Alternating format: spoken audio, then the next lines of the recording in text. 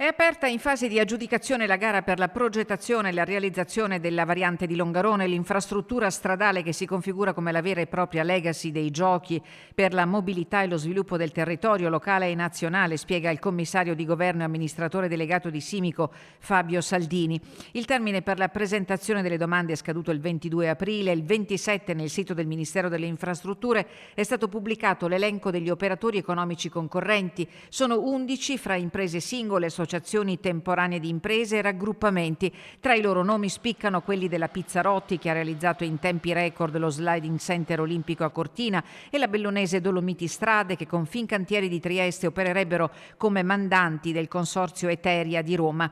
Il disciplinare prevede che la gara venga aggiudicata con l'applicazione del criterio dell'offerta economicamente più vantaggiosa, individuata sulla base del miglior rapporto qualità-prezzo. Un lavoro lungo in capo a un'apposita commissione giudicatrice che potrebbe concludere gli accertamenti approssimativamente entro il prossimo mese di luglio.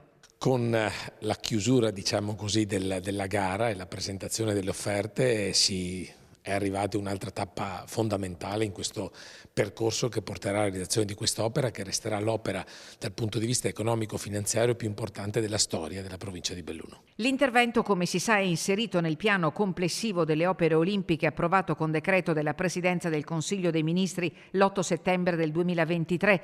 Quasi 12 chilometri di tracciato per deviare il traffico di attraversamento di Longarone e Castellavazzo, che si svilupperà in destra idraulica del Piave dall'innesto fra la 27 e la 51 di Alemagna all'abitato di Castellavazzo. 3 svincoli, una galleria naturale di 1,5 chilometri, oltre ad altre opere di sostegno per un quadro economico complessivo di oltre 400 milioni di euro. Sono convinto che per la primavera del 2027 potremo posare la prima pietra. La vedo difficile prima, anche se Simico si impegnerà al massimo affinché si possano ridurre i tempi per poter partire il prima possibile. Per realizzare la variante ci vorranno fra i 3 e i 4 anni. Sarà un percorso non semplicissimo che creerà anche disagi dal punto di vista poi logistico per anche i cittadini longaronesi, ma poi i benefici che ne trarremo a conclusione dei lavori penso che compenseranno anche i disagi che dovremo subire durante il cantiere.